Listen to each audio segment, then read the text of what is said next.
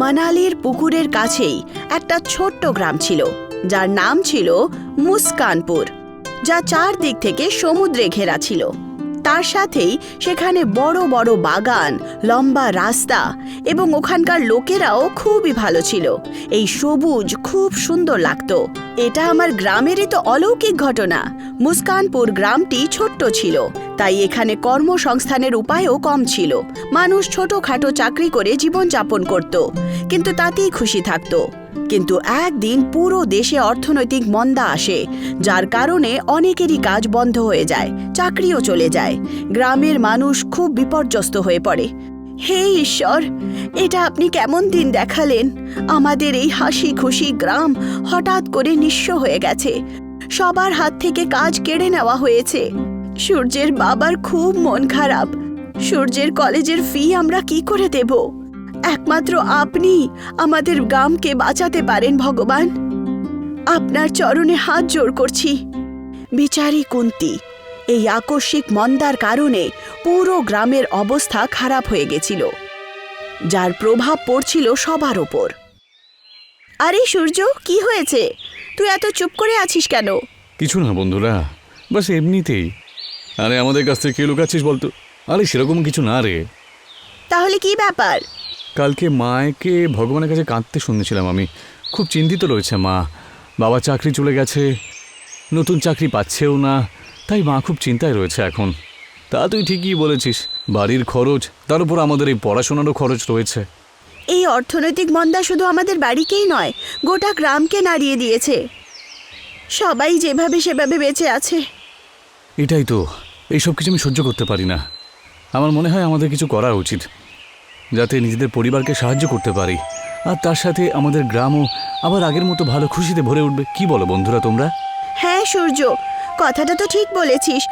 আমিও সেটাই ভাবছিলাম, কিন্তু আমরা কি করতে পারি? আমাদের হাতে না টাকা আছে না চাকরি আছে। তিনজনই ভাবনায় ডুবে যায়। বন্ধুরা, আমার কাছে একটা আইডিয়া আছে। হ্যাঁ হ্যাঁ, বল বল। না। আচ্ছা, আমরা বরং একটা ভাসতে থাকা রেস্টুরেন্ট খুলি। ভাসতে থাকা রেস্টুরেন্ট? হ্যাঁ, ভাসতে থাকা। দেখ, আমাদের গ্রামে অনেক পর্যটকরা আসেন, তারা সমুদ্রকে দেখতে ভালোবাসে। আমরা যদি সমুদ্রের একদম মাঝখানেই খাবার দাবারের ব্যবস্থা করে দিতে পারি, তাহলে ভেবে দেখ ওরা কতটা পছন্দ করবে ব্যাপারটা। কথাটা ঠিকই বলেছিস তুই। আরে সেটাই তো, একবার ভেবে দেখ, যদি আমরা এটা করতে পারি না, তাহলে খারাপ অবস্থার মধ্যেও আমরা বেশ পয়সা রোজগার করতে পারি। আর এখন তো পর্যটকদের সিজনও শুরু হতে চলেছে, তাই না? যদি আমরা এখন থেকে ব্যবস্থা করে নিতে পারি, তাহলে আমরা অবশ্যই ভালো কিছু করতে পারবো। কথাটা তো একদম ঠিক। আর খাবার ব্যাপার, আমি তো এতে খুব ভালো। দেখলি, এই না হলে কথা। আমাদের এই ছোট্ট একটা ভাসতে থাকা রেস্টুরেন্ট পুরো মুস্কানপুরে একেবারে হইচই ফেলে দেবে। সূর্য আর চাঁদনি মেঘের কথাটা শুনে খুব খুশি হয়। ওরা সঙ্গে সঙ্গে রেস্টুরেন্টের পরিকল্পনা শুরু করে, কিন্তু প্রস্তুত করার জন্য তাদের কাছে পয়সা ছিল না। তাই তারা গ্রামের প্রধানের কাছে সাহায্য চাওয়ার সিদ্ধান্ত নেয়। কি, ভাসতে থাকা রেস্টুরেন্ট? হ্যাঁ প্রধান মশাই, আর আপনি সাহায্য করলে ভালো হবে আর কি। কল্পনা তো বেশ ভালোই নিয়েছো তোমরা দেখছি। ঠিক আছে, তোমাদের সাহায্য করার জন্য আমি প্রস্তুত। আমি আমার ব্যবসা থেকে একটা নৌকো তোমাদেরকে দিয়ে দেব, আর তার সাথে কিছু দরকারি জিনিসপত্র। ধন্যবাদ প্রধান মশাই। আরে ধন্যবাদ দেওয়ার কোনো দরকার নেই বাবা। এরকম পরিস্থিতির মধ্যেও তোমরা কিছু ভালো কিছু করার চেষ্টা করছো তো, তাহলে আমি কেন তোমাদের সাহায্য করব না বলো? প্রধানের কথা শুনে সূর্যের সাহস আরও বেড়ে যায়, আর সে তার বন্ধুদের সাথে এগিয়ে যেতে লাগলো। প্রধানের দেওয়া নৌকায় সূর্য, চাঁদনি আর মেঘ দুজনেই মিলে একটা সুন্দর ভাসমান রেস্টুরেন্ট তৈরি করে এবং এর নাম দেয় সমুদ্রী সিতারা। যাক, আমরা শেষমেশ তৈরি করে ফেলেছি। এবার চাঁদনি, যাও ভালো কিছু তাড়াতাড়ি বানিয়ে ফেলো তো। এবার গ্রামবাসীদেরকে আমাদের ঠেলা গাড়ির ভালো স্বাদ চাখাতে ডাকবো তো। রেস্টুরেন্ট প্রস্তুত হতেই সূর্য আর মেঘ গ্রামবাসীদেরকে আমন্ত্রণ জানায়। সবাই সেই ভাসমান রেস্তোরাঁ দেখতে গিয়ে পৌঁছায়। যেই মাত্র সারা নৌকার রেস্টুরেন্ট দেখে সবাই খুব খুশি হয়। তাদের জন্য এটা একটা আবিষ্কারের চেয়ে কম ছিল না। আরে বাপ সোনা, তুই তো খুবই সুন্দর রেস্টুরেন্ট খুলেছিস। মা, তোমার পছন্দ হয়েছে তো? হ্যাঁ সোনা, আমার খুব ভালো লেগেছে। আমি তো শুধু এটাই চাইছিলাম মা। এবার দেখো, এটা থেকে আমি অনেক পয়সা রোজগার করব, আর বাড়িতে অনেক সাহায্য করতে পারবো। আমি তোমাকে আর কখনো ঈশ্বরের সামনে কান্নাকারি করতে দেব না। ও আমার সোনা বাচ্চা, তুই সত্যি মন দিয়ে এই রেস্টুরেন্টটা বানিয়েছিস তো? দেখিস তুই এতে নিশ্চয়ই সফল হবি। পরের দিন সূর্য, চাঁদনি আর মেঘ নিজের ভাসমান রেস্টুরেন্টটাকে পর্যটকদের জন্য খুলে দেয়। প্রথম দিন রেস্টুরেন্টে কয়েকজন পর্যটকই এসেছিল। আরে এটা কি, এত কম লোক! বন্ধুরা, আমি কি রান্না ঠিক করে করিনি? সব কিছু ঠিক আছে, তুই শুধু শুধু চিন্তা করছিস। যদি সব ঠিক আছে তাহলে মানুষ এত কম কেন? চাঁদনি, আজকে প্রথম দিন, লোকজন কমই তো আসবে, কিন্তু দেখতে থাকিস আস্তে আস্তে সব ঠিক হয়ে যাবে। কম লোক আসার কারণে চাঁদনি একটু বিরক্ত ছিল, কিন্তু সূর্য যেরকম বলল একদম সেরকমই হলো। আস্তে আস্তে রেস্টুরেন্টে ভিড় বাড়তে শুরু করে আর প্রশংসা করতে করতে যেত, যেই কারণে বেশ জনপ্রিয় হয়ে ওঠে সমুদ্রী সিতারা রেস্টুরেন্ট।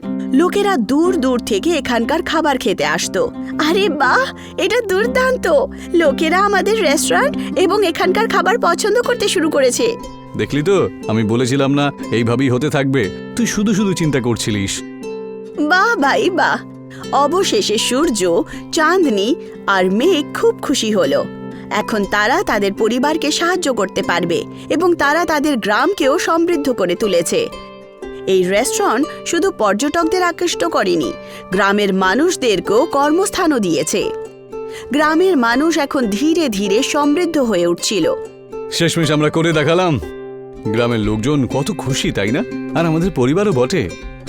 ঠিক বলেছিস তুই, আমরা মিলে খুব বড় কাজ করেছি। সব কিছু ঠিকঠাকই চলছিল, কিন্তু তক্ষুনি একদিন একটা ধনী ব্যক্তি অমিত ওখানে আসে। সে সমুদ্রী সিতারা দেখে আর এটি দেখে ও খুব মুগ্ধ হয়। সে সূর্য, চাঁদনি আর মেঘকে রেস্টুরেন্টটি কেনার প্রস্তাব দেয়। এতে সবার লাভ হলেও সূর্য, চাঁদনি আর মেঘ জানতো যে রেস্টুরেন্ট তারা যদি বিক্রি করে দেয় তাহলে তারা অনেক বড় লোক হতে পারে, কিন্তু তারা এটাও জানতো যে এই রেস্টুরেন্ট গ্রামের মানুষদের জন্য খুবই গুরুত্বপূর্ণ। স্যার, এটা আমাদের সৌভাগ্য যে আপনি আমাদের এই ছোট্ট রেস্টুরেন্টে এত ইন্টারেস্ট দেখিয়েছেন, কিন্তু আপনার এই প্রস্তাব স্বীকার করতে পারবো না। এই রেস্টুরেন্টটা আমাদের গ্রামের লোকেদের জন্য ভীষণ গুরুত্বপূর্ণ, এটাকে আমরা বিক্রি করতে চাই না। সূর্য একদম ঠিক বলছে স্যার। এই রেস্টুরেন্ট আমরা আমাদের পরিবার আর গ্রামবাসীদের জন্য খুলেছি, এটা বিক্রি করে আমরা নিজেদের মুনাফা দেখব না। সূর্য আর চাঁদনির কথা শুনে অমিত খুব অবাক হয়। সে তিনজন বন্ধুর সততা দেখে খুব প্রসন্ন হয়। তোমাদের বেশ বুদ্ধি আছে দেখছি খোকা। তোমাদের জায়গায় অন্য কেউ থাকলে পরে সেটা নিয়ে সে হয়তো এই প্রস্তাব স্বীকার করে নিত আর বড় লোক হয়ে যেত, কিন্তু তোমরা নিজেদের ব্যাপারে নয়, পুরো গ্রামের ব্যাপারে ভেবেছো। আমি খুব খুশি যে তোমরা আমার প্রস্তাব অস্বীকার করেছো। সেই জন্য আমি একটা নির্ণয় নিয়েছি। আমি তোমাদের এই রেস্টুরেন্টটাকে আরো বড় করার জন্য সাহায্য করব। আমরা মিলে এটাকে আরো বড় করে তুলব। অমিতের কথা শুনে সবাই খুব খুশি হয়। অমিত সূর্য, চাঁদনি আর মেঘের সাথে মিলে রেস্টুরেন্টকে আরো বড় বানিয়ে তোলে। এতে রেস্টুরেন্টে নতুন রুমও বানানো হয়, নতুন সুযোগ সুবিধেও হয়, যাতে লোকেরা শুধু এখানে খেতে নয় বরং থাকতেও আসে। দেখতে দেখতে সমুদ্রী সিতারা আরও বড় আর প্রসিদ্ধ হয়ে ওঠে। সূর্য, চাঁদনি আর মেঘ মিলে নিজের গ্রামকে এখন আরও সমৃদ্ধ আর বড় করে তুলেছে। বাহ, দেখতে পাচ্ছিস বন্ধুরা, আমাদের সেই ছোট্ট রেস্টুরেন্টটা আজকে কত বড় হয়ে গেছে। আমার খুব খুশি লাগছে রে যে বাদলের কল্পনাটাকে আমরা সত্যিতে পাল্টে দিয়েছি আর এই রেস্টুরেন্টটা তৈরি করেছি। ঠিকই বলেছিস।